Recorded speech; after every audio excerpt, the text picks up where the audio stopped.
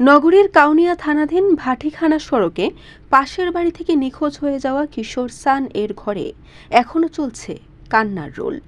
দুদিন হয়ে যাওয়ার পরও এখন পর্যন্ত খোঁজ মেলেনি কিশোরের। গত ২রা মে রাত 10:30টার দিকে বিকাশের দোকান থেকে টাকা তোলার পর থেকে নিখোঁজ রয়েছে ১২ বছর বয়সের এই কিশোর সৌরভ দাস সান।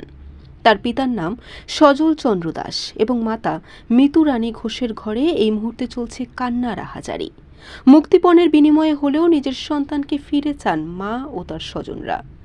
সরেজমিনে নগরীর ভাটিখানা বাজার সংলগ্ন মিতু রানী ঘোষের বাপের বাড়িতে এসে দেখা গেছে শোকাবহ পরিবেশ।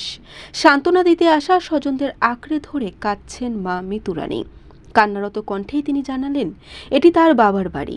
ঘটনার দিন এই বাড়িতেই ছিলেন তিনি। তার ছেলে সান খিচুড়ি খেতে চাওয়ায় তিনি ছেলেকে নিজের মোবাইল দিয়ে ৫০০ টাকা তুলে খিচুড়ি কিনতে বলেন। সে দোকানে যেয়ে আর ফিরে আসেনি। এদিকে বিকাশের দোকান থেকে ৫০০ টাকার পরিবর্তে ৮,০০০ টাকা তুলেছে এবং সেখান থেকে একটি রিকশা নিয়ে নাজিরের পুলের দিকে গেছে বলে জানান বিকাশ দোকানের মালিক আশিক। বিকাশ করতে আসছিল 10টার দিকে, 10টার 2তে ও ক্যাশ আউট করছে।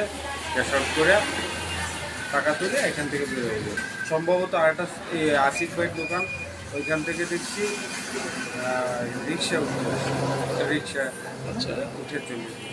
অন্যদিকে কাউনিয়া থানার ভারপ্রাপ্ত কর্মকর্তা সঞ্জিত বলেন, ভাটিখানা শহীদ মিনার মাঠ থেকে তার দুটো ফোনের একটি বাটন ফোন 11টার দিকে এবং অ্যান্ড্রয়েড ফোন রাত 2:30টার দিকে পাওয়া গেছে।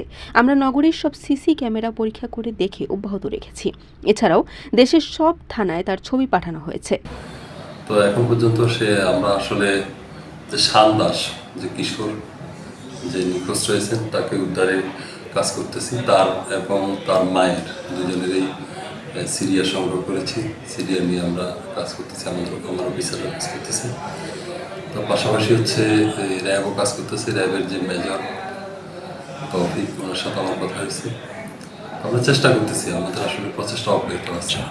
তিনি আরও বলেন, তার রিকশায় চড়া ও হুড টেনে দেওয়ার চেষ্টায় আমরা সন্দেহ করছি যে সে ইচ্ছাকৃত নিজেকে লুকাতে চেয়েছে বলে জানান তিনি।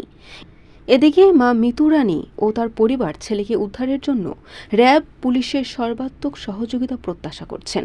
তারা ছুটে বেড়াচ্ছেন ঊর্ধ্বতন কর্মকর্তা সহ র্যাব ৮ ও কাউনিয়া থানায়। বরিশাল.নিউজ।